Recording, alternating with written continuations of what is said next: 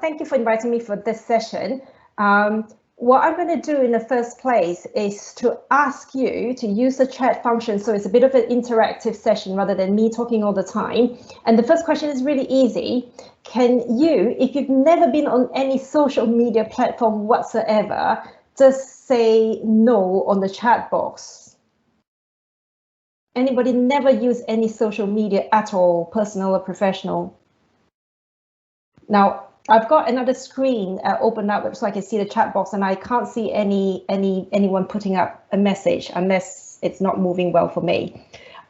Okay, so I'm assuming everybody has had some experience with social media. Fantastic, that's a good start. But this session is focused on social media for academics. I'm going to split this session into 3 parts. I'm going to talk about why actually social media is important for academics. I am then going to talk about how to compose the perfect tweet. Now, if you notice, I jumped straight onto Twitter, and that is because I think if you take away one thing from this session, be on Twitter and utilize its function, and you would have been winning in using social media for academics. And then finally, it is important to cover some tips, some pitfalls, so that we can all enjoy using social media in a safe and professional manner. So we're going to talk about why social media for academics.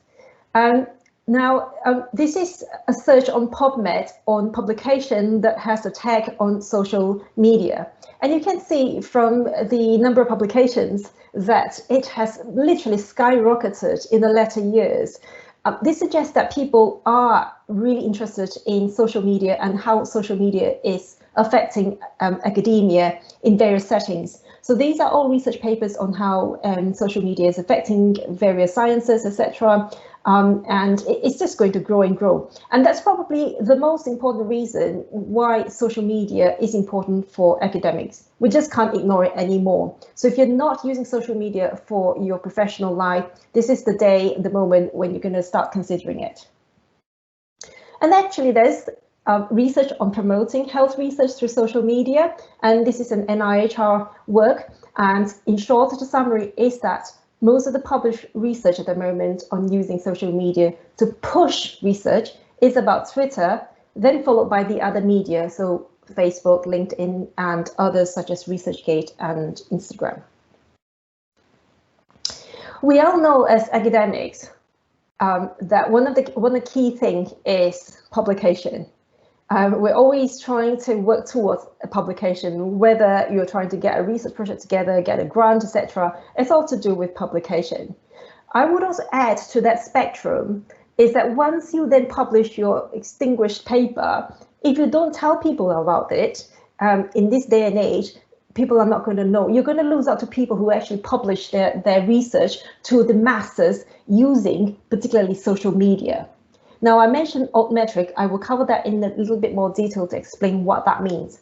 So basically, you need to publish so that you preserve your academia, but also when you publish, tell everyone. And we now have social media. Why don't we use it to tell everyone about what you published?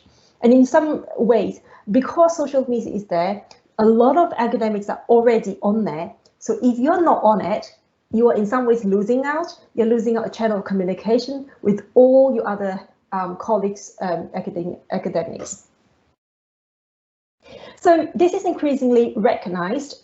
So here's a short article that I wrote, and this is on one of the top rheumatology journals. And you will see that in the acknowledgement section, they actually mention the Twitter handles of the authors. And so this is signifying that the journals, the scientific journals, are increasingly recognizing the importance of social media in academia. Here's another paper from, actually, this is from the website from Nature.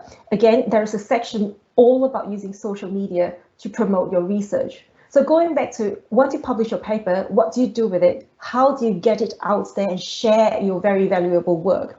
And these are just some of the examples of social media out there that you can actually use professionally.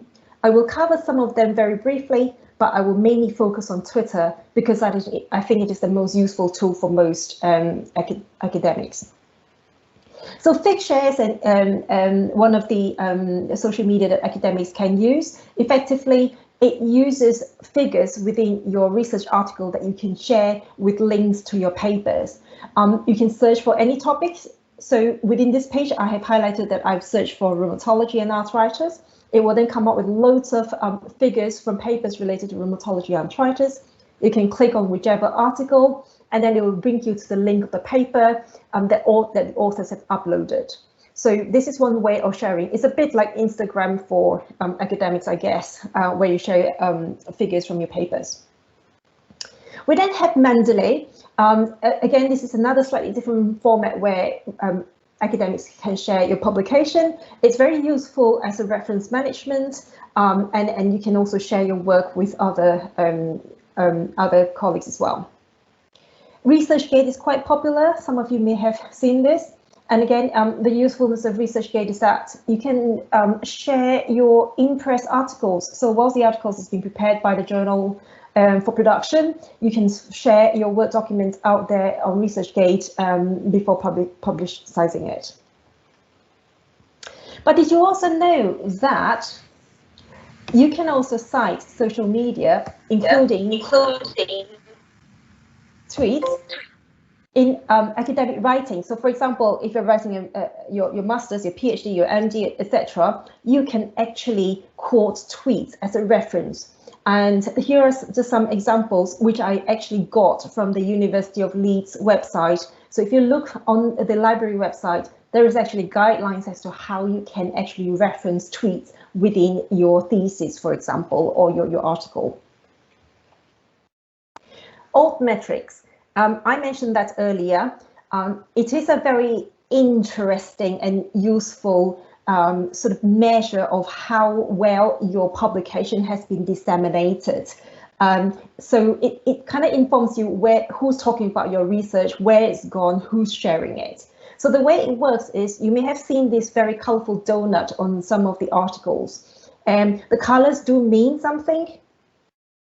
So basically, each color represents a particular type of media, social media, where the article is being shared. So for example, this particular donut suggested that the paper has been shared over 2,900 times, and these are the various media on the site that the paper is being shared. So it's interesting information to tell you how well it is doing.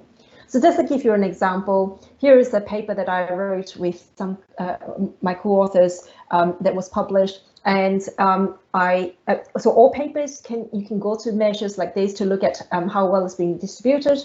So I clicked on the metrics for this paper and see that actually it's been shared 105 times. There's a few different colors, not as colorful as the donut that you saw earlier. And there's lots of tweeters who's tweeted it, and you can see various other statistics like where in the world it's being shared, etc. And it also tells you how it measures with other articles of similar age and similar type, so you can see how it stands among all the similar type of literature. So social media with publication, and I stress a lot about this because one of the important things about academia is getting published and showing off your publication and sharing it and getting citations.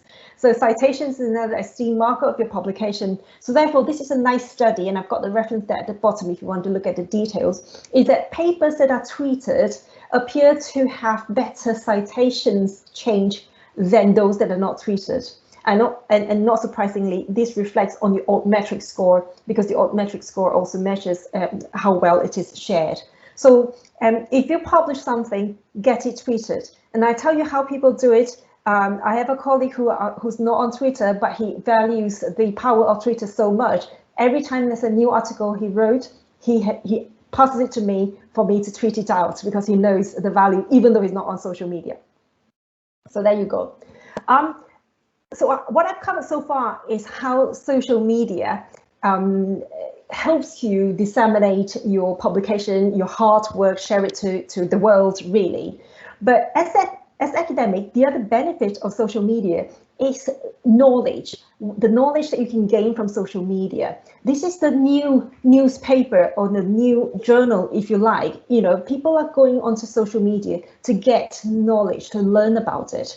So here's an example of how learning can happen on social media. There are now increasing numbers of journal clubs that can happen on social media. And I'm specifically talking about journal clubs on Twitter. And I will explain a little bit about what hashtag is, but basically, journal club can happen over a span of an hour, dedicated to a particular topic, and everybody can discuss the topic. And the advantage of a journal club online is that very often you can invite the authors from halfway around the world to come and join in as well. So you actually have esteemed authors from the paper discussing the particular article with you. So the benefit of journal club on Twitter, as opposed to a face-to-face, for example, is that you can have an increased reach of audience. You can therefore increase the participation and discussion of the journal, particularly if the authors are also involved. So it's another dimension of education, really, and this is happening all over. And if you search for the topic you're in or the specialty you're in, you probably will find a journal club within social media. So just to summarize this section, why social media for academics? I've covered the fact that it is really, really good for promoting research because of the exponential reach it can give to your hard work, your publication. But at the same time, it is a really good way for us as academics to learn about topics specific to our own interest, because there's just so much out there and it happens on a timely manner. The next bit I'm going to talk about is how to compose the perfect tweet. As I said, there is a number of social media platforms, but I'm going to specifically focus on Twitter because I think it is really versatile and really useful for academics. So in order to benefit maximally from using Twitter, I think it is important to learn how to compose a perfect tweet. Some of you may already be very familiar with tweeting. So I'm hoping that within this bit of the talk, you can still gain some tips that you may not realize or may not know about. So how to compose a perfect tweet? Actually, what I would argue is why compose a perfect tweet? And the reason for why we should think about composing the perfect tweet is because of two main reasons. One is to increase the interaction that you're going to get, because the more interaction you get, the more you're going to benefit and the more you're going to learn from social media. The other thing with interaction is you need the audience. So you want to grab the audience attention. You want to you want to be exciting and really draw people in. And the reason with Twitter being such a good platform is that it is short. It's a microblog site where you can write short, very focused messages. So you're leaving all the waffling away and you just go to the actual sort of gist of it. So what I'm going to do in the next few moments, therefore, is to basically focus on demystifying tweeting. So particularly for people who've never tweeted before, I'm just going to give you an insight into what tweeting can be so that you can sign up on Twitter and start tweeting today. To do that, I'm going to go through an anatomy of a tweet because it can be quite daunting if you've never tweeted before. And then finally, some top tips in tweeting. Say that fast and you can. So let's start with the anatomy of a tweet. So here's a tweet I tweeted fairly recently, and I'm going to use it as an example to go through the components of the tweet. So we've got an avatar, which is an image of yourself or whatever you like to put on there. The default is the shape of an egg. As professionals, I would suggest that you put on a professional image rather than perhaps one of you in a bikini on the beach. You know, you can have a different one, different account for that if you like. Then you have the tweeter's name, which is beside the username or the handle. So the tweeter's name is your name and the handle can be different or vice versa. Again, as professionals, I would encourage you to put in your real name, and particularly if you've got a title, just put it on as well, because it comes across more credible. Next to it is the date of the tweet. You then have the tweet text, which is confined to 280 characters, but I'm going to tell you a trick about how to expand that. You can use emojis. Emojis are brilliant in tweeting. So the way to get to emojis is that you go to the little smiley face on your tweet box, and then it will come up with a list of emojis, just like on your smartphone as you would. And then you can insert whatever emojis you'd like, and they make your tweet more interesting. They make it stand out rather than just having words. Here's a string of hashtags. Hashtags are words with the hashtag symbol in front of it. And when you put a hashtag symbol in front of a word, it creates a live link. So if you click on the word on Twitter with a hashtag, it links every single tweet from anyone from anywhere that has the same word on it. So it's a very good way of researching a particular topic. So for example, if I want to look at who's tweeting about arthritis, for example, if I click on the word hashtag arthritis, every single tweet will come out on the same page. Here's another use of a hashtag. So here's a tweet I put out regarding a conference that I'm presenting a poster on, and I used the hashtag. I wanted people to who's at the conference to know about this poster. So if they click on the hashtag of the conference, they will come across my tweet about the poster that I'm presenting. The benefit of using hashtag is that a lot of social media researchers can use these hashtags, link all the related tweets and see what themes they are coming out, particularly from conferences. So, for example, this conference has highlighted 3 main themes that came out of the topics that were discussed at this conference. We then have an image. It's optional to have an image on Twitter, but you can and you don't need to. In order to put in an image, you click on the symbol where the arrow is pointing on your tweet box, and then you insert whichever image you like. You can also put in an animated image as well if you like, and there is a library store within Twitter that allows you to choose it, or you can put your own.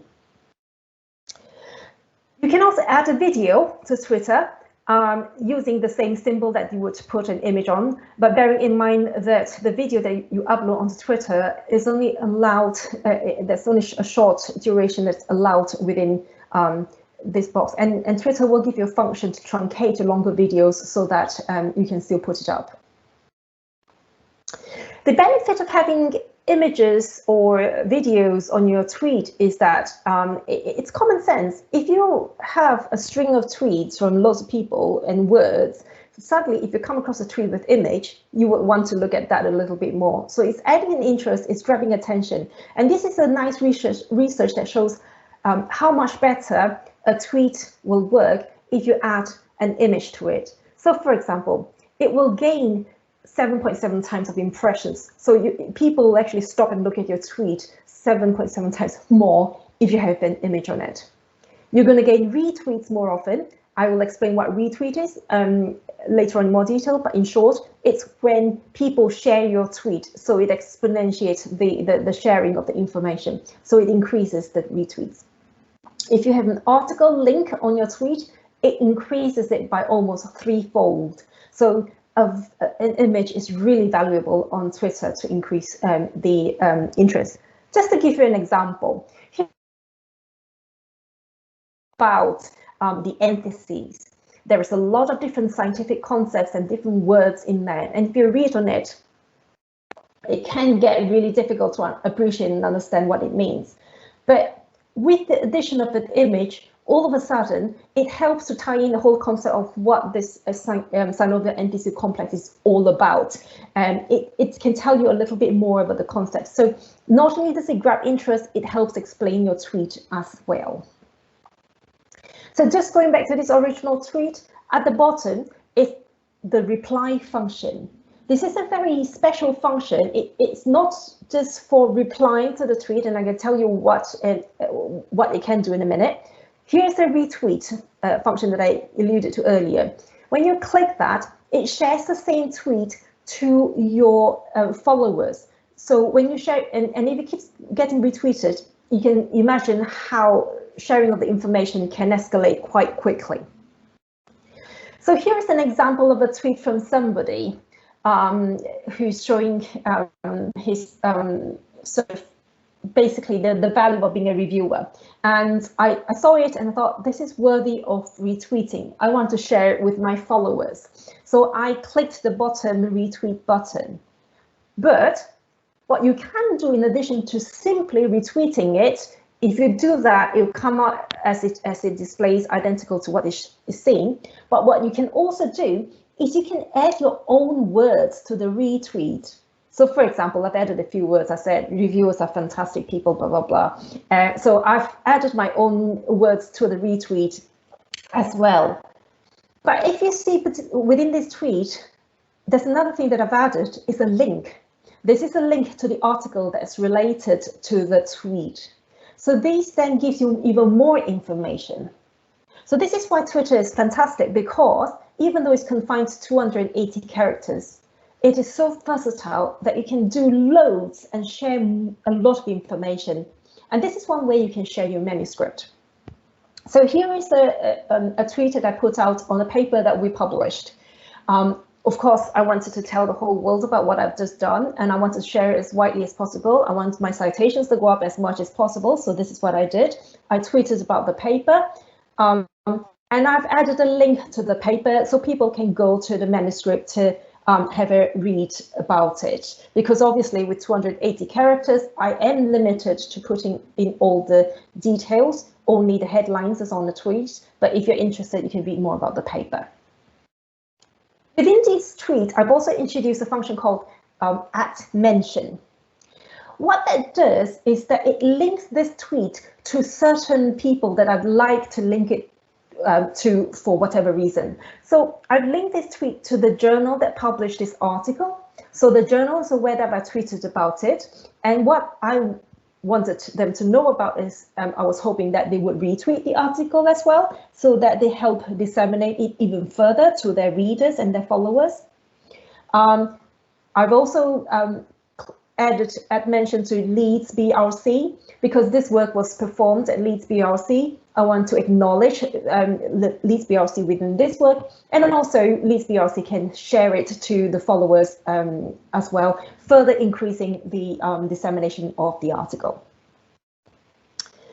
Here's another example of another tweet that is using @mention. I tend to use @mention of the authors of the papers that I share, so that they know I've tweeted about it and they might want to retweet it just to share their own article as well. I've put in an image of the abstract of the paper just to increase the interest. I've also used some relevant hashtag regarding the topic of that tweet, so it can belong to the string of hashtag. If people click on hashtag pain, they will come across this tweet. I've included a URL link, as I said earlier. You can link it to manuscripts. And then at the bottom of this tweet, you'll see some Twitter names as well that I've included. And these are the other authors that I couldn't put in the main tweet because they used up too many characters. But this is a cunning way of including the other authors by tagging it onto the photo. So you can see here's an image. And below the image is the tag people function, where you can tag up to 10 people. And all these people that you tag on the tweet, if you tweet it, they will know about it. They will get alerted about it, and they might help share the tweet as well. So back to this original tweet. The like function is pretty straightforward. You like it because you agree with the tweet, or you concur, or you think it's a good tweet.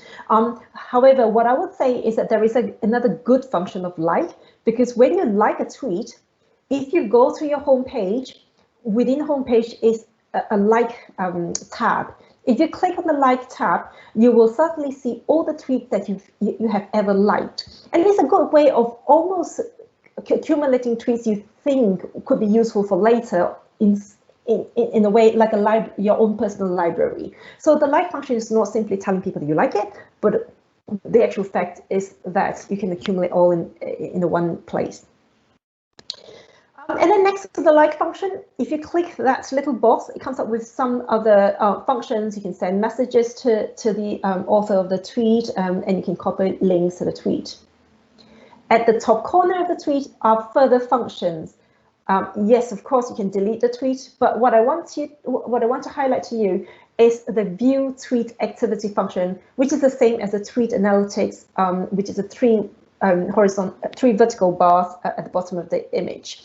Let me show you what fascinating facts you can get out of this function. If you click that of any of your tweets, you will get some fascinating statistics about that particular tweet, particularly about how many people have actually come across it, how many people liked it, how many people engage with it. Now, it's not only just for interest, but I think it's a valuable resource to learn about how well you tweet. So you can learn from how many likes or how many retweets or how many interests you get from the tweet, and then review what you have tweeted and think, actually, that's a good way of tweeting it, or no, I didn't get any interest at all. Maybe I don't do that again. So it's a good way of reflecting on how well your tweet does. Okay, if you just go back a little bit to when I mentioned about the reply function, here is a good way of using the reply function. Here I have created what's called a thread, and I'm going to tell you what that is and how to do it. What the thread is that it is a cunning way of expanding your Twitter beyond 280 characters. So reply. When you reply to your own tweet, you create a string of tweets, so call it a thread of tweets, and you can keep replying to yourself again and again, and you can create as long a tweet as you like. So it's almost limitless to the number of characters in theory on Twitter, because you can keep creating replies to yourself and to create a story. You can write a novel on Twitter if you do that. Here's another way of doing it. You can add another tweet to your tweet, and let's just keep doing that. Now, how that is relevant for academics is that you will find something called tweetorial on Twitter. Here's an example of a tweetorial. You can start off with a topic, and this person is talking about gout. And what he then does is that he gave almost a whole chapter about the causes of gout and discussions and theories. And he gave a whole string of tweets after tweet after tweet, all about gout. So he can go on and on and on. And he can include quite a lot of people of facts from about gout. So in fact, you can tweet about your paper and include everything on your manuscript probably in a string of tweets. And then another useful function is the poll. You can do anonymous survey on Twitter, which is great, but obviously there are many limitations because you can get all sorts of people replying to your tweets. So you can create a poll with 4 options, and you can determine the length of duration you want the poll to be out for. So here is a poll that I have created asking about social media and promoting academic research. And the options I gave was yes, no, don't do research, no, but should do. You know, it's pretty straightforward answers. Obviously, this is a biased group of people who responded to the tweet because they're already on Twitter, but not necessarily everybody is an academic. But it's still good to see that majority do use social media to promote academic research from this very simple, straightforward tweet. Then, just to summarize some further top tips about how to compose the perfect tweet. I would say, understand your motive for creating the tweet. What do you want to get out of it? Do you want to share information? Do you want to incite a discussion? So your motive. Tailor your tweet according to your aim and be engaging. And by being engaging, what you can do is draw attention to your tweet by using various techniques, for example, using hashtags, @mention, emojis, using images and videos. Promote interaction, because the more interaction you get on Twitter, the more satisfying it is and the more you get out of it. So polls is a good way of being interactive. And then you can be as creative as you like, using threads and tutorial, but ultimately be very polite and really enjoy it. So that's how to compose a perfect tweet. I am going to end this session by giving you further tips and some pitfalls to watch out for, because in order to use it professionally and safely and really get maximum benefit, we need to be careful with media because it is open to anyone and everyone. So you have to be very aware of what you actually put out, and in some ways it's almost like a conversation. You don't really want to talk to people about things that you wouldn't want to say face to face. You don't want to do that on Twitter either. The danger with Twitter is that, unlike a face-to-face conversation, what you put on social media does really stay on Google forever. Now, I did mention that there is a delete tweet on Twitter. However, just bearing in mind, you could delete a tweet. However, in that split second when you put your tweet out there, people can, with the print screen function and screen capture function, it can stay forever on the internet. So be very careful. And not surprisingly, there are a whole host of guidelines out there to help people being mindful about using social media. And these are just some of the guidelines. There are guidelines from various organizations now, you can easily find them. But in short, they are all very common sense things. So here's one from the MRC advising how you should be tweeting. You can have a look at that. It's on the website. Some of the things are very, it's all common sense, really.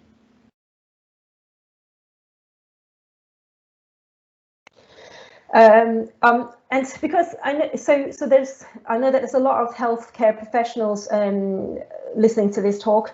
You know, there's a tendency to talk about patients. Please don't, and please be, you know, just be aware that social media is out there. Please be very, very mindful of confidentiality. Mistakes can happen so easily. So always read your tweet and check it twice and make sure that there's no mistakes and you're not giving out too much information that you shouldn't be doing. Now, I know that this talk will be recorded and will be available later on, so I have put in some links, 3 links, which I think is really, really useful for academics. The first one is on promoting your research on social media, so have a read about that. The second one is the University of Leeds blog on how to increase visibility of your research. It's really useful article. The third one is actually from the Red Cross, which is a video, which I think it's probably one of the best video that covers social media policy, which I think everybody can learn from. So do have a look at that. And then the final bit is I want to show you another thing about the benefit of using social media for academics. So I tweeted this tweet about one of my research using MRI scan on finger clubbing and my paper. So I've got the image there, I've got the link to the journal, I've got the relevant hashtags. What happened next is fascinating. One of my followers saw the tweet and then she said, well, actually, you know, there may be some similarities on ultrasound scan, like what I saw on that MRI scan. So we had a conversation on Twitter about it.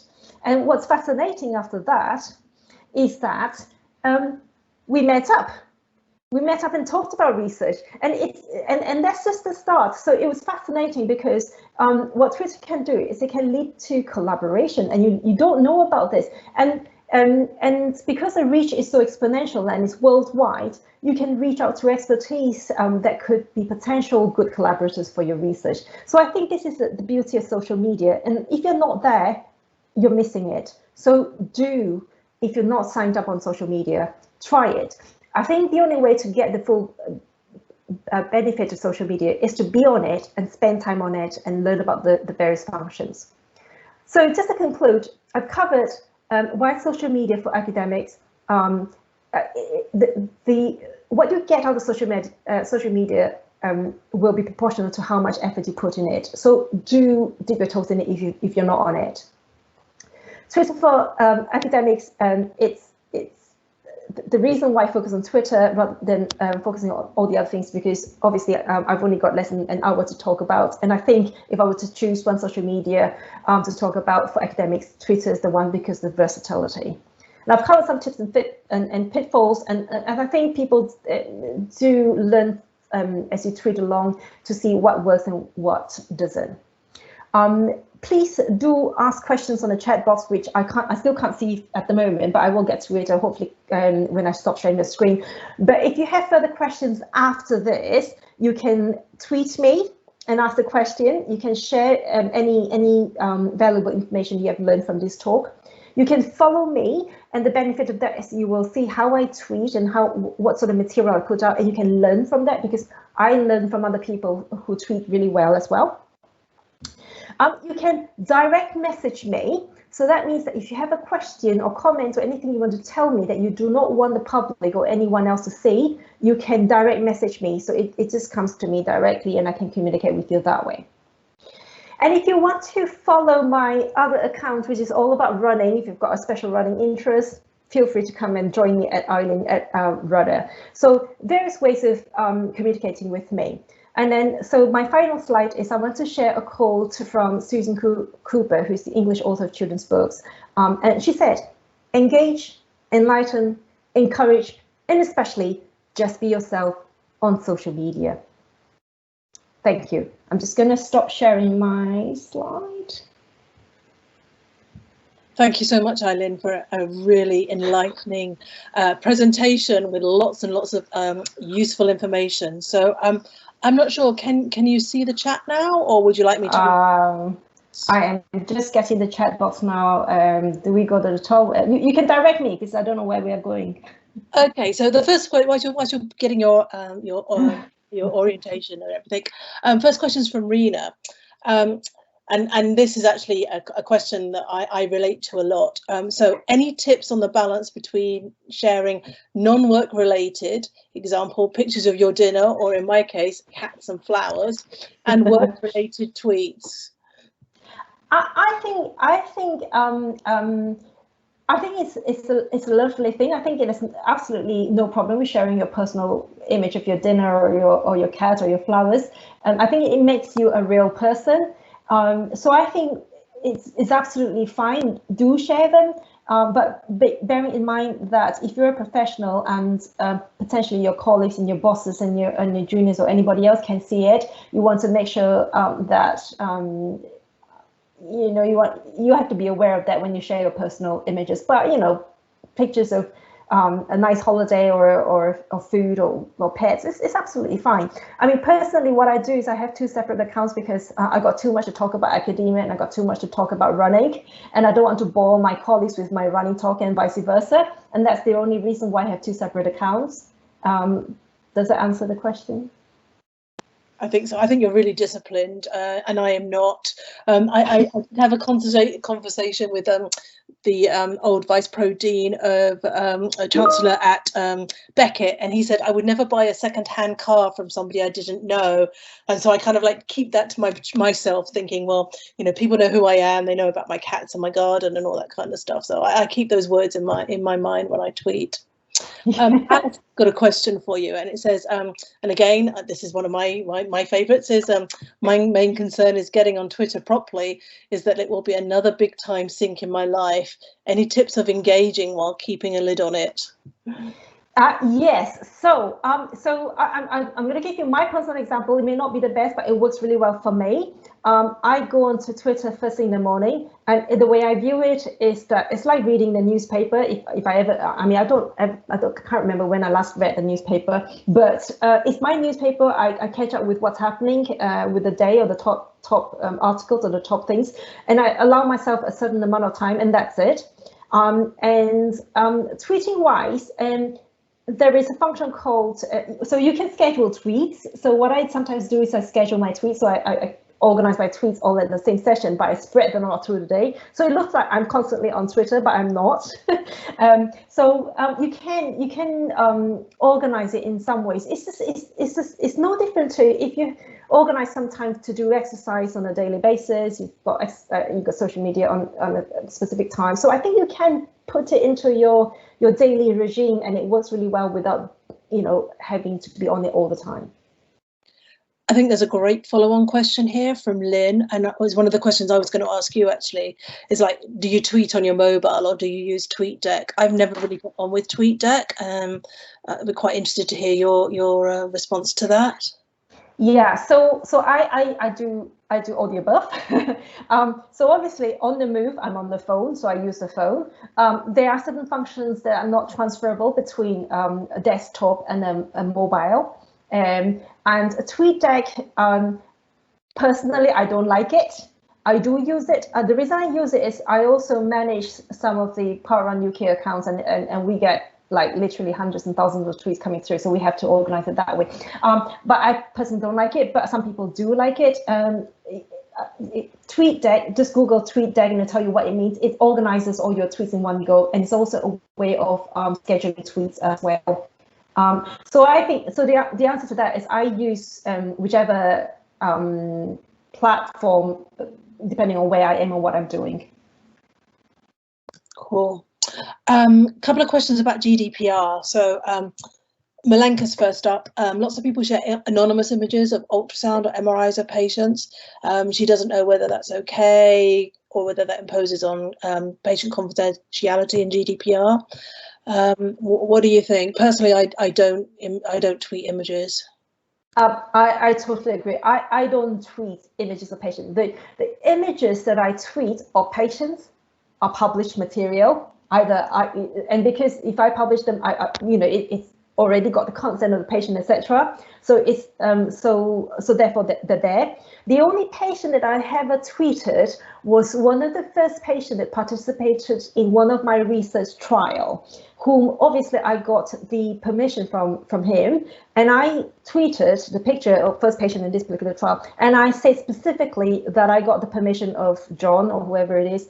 And that he was happy for me to share the tweet. So yeah, I had full permission from the person. I showed the patient the picture, and so yes, be sensible. I wouldn't show. I have never shown pictures of patients on Twitter for that reason.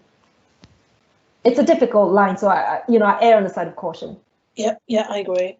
Malenka also asks, how do you build up more followers, especially if you're working in a niche and not very Twitter active research field?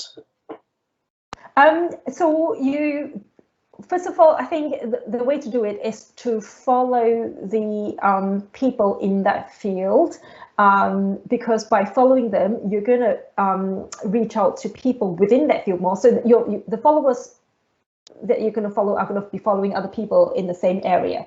So you're going to be able to build followers that way. Also, by doing that, you're going to see more tweets within the same area, and you're going to be able, if you retweet, you make friends as well. So people are more likely to follow you if you do that, or if you like their tweet. I think those are some of the ways. And then, of course, if you tweet on that topic, people are going to find your tweet, particularly if you use hashtag of that specialty or the specialist area. And then people will find your tweet interesting. They might follow you just to see what else you're going to tweet within that topic, and you get followers that way. And one final question from Lenka about GDPR when sharing pictures of talks. For example, today. So I've already tweeted today, so I may need to quickly delete my tweet. But what about that? Yeah, well, I do that. You can delete tweets. I have tweeted and I thought, oh, that looks ridiculous. I have a mega spelling mistake, and I have, well, just delete it. There's not a problem. I mean, that's the good thing about Twitter. You can still delete tweets, and as long as it's not. So the problem about something staying on social media forever probably applies more to sort of controversial people or topics where there'll be hawks after every single breath that they breathe, and then capture the tweets that are out there straight away because they know that it's controversial and it's going to be deleted. I think for most people like us, it's probably okay. So if you do need to delete a tweet, please by all means do that, and you can retweet, redesign a tweet again to put the correct version out there. And she was also asking about sharing pictures of talks. What do you think about that? So personally, I'm all for it. However, I think the problem is not so much of a problem now as once upon a time. And what I mean by that is that some conferences have got so-called rules and regulations. You're not allowed cameras, you're not allowed photos, blah, blah, blah. But I think increasingly conferences are recognizing that actually social media is here to stay, and it's a great way of sharing information. I'm personally all for sharing, but I think you do have to follow guidelines of conferences as how they do it. I mean, in the past year with online conferences, I have not seen any guidelines to say, oh no, you can't share anything, because now everything's online. You can easily print screen the talks and images from the talks to share it. And I haven't seen anywhere that says that we're not allowed to do that. Yep, I'm afraid I'm very guilty of that, but yeah. Judy asks, how do you pick your hashtag words, names to share your tweet? So it depends on what you're tweeting about. So if let's say you write a sentence and you think, actually, this is all about social media, so therefore you want to hashtag social media, because everybody who is interested in social media is going to click on that and find your tweet there. So the use of hashtag is to draw people's attention into that tweet, or if you want to group your tweet amongst all the other same topics. So for example, I'll tell you what not to do, which I've seen, and that is really not helpful, is try not to tweet hashtag like I have just seen an animal crossing the road. For example, you know, it makes no sense. Nobody ever is going to have the same hashtag, and it's of no use. Or hashtag I am so tired. There's no value to that. So think about why you want to use the hashtag and how it can link usefully for you. Great, thank you very much. Oh, here we go. Yep. So Judy said, thank you. So not phrases. So I use phrases sometimes. So I guess it's whether the phrase is pertinent to what you want to tweet about rather than just being a random phrase. Yeah, I tell you what's interesting. So I broke my foot some years ago, and I wanted to collate all my tweets about, because I talk about my foot all the time because I couldn't run, so I was frustrated. So I created a hashtag called My Broken Foot. I mean, it's not unique. It's you know, other people use it, but during that period of time, when you click my name handle and my broken foot, you get a whole story about what happened during that that time when I broke my foot and what happened after that and how I coped. So there's another way of using hashtag that's personal to you. So absolutely, you can use it for your own use. So you can use a phrase if it means something. Excellent. So we are coming to the end of our time. Does anybody else have any other questions for Ai Lyn?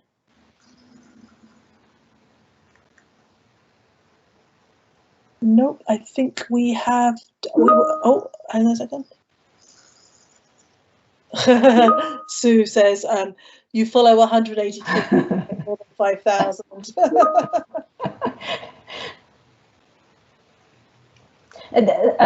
So another, I mean, this is only less than an hour. I can't cover everything, but one of the tricks as well is that you can create lists. So you can put different interests into different lists and you can follow them without jamming your timeline.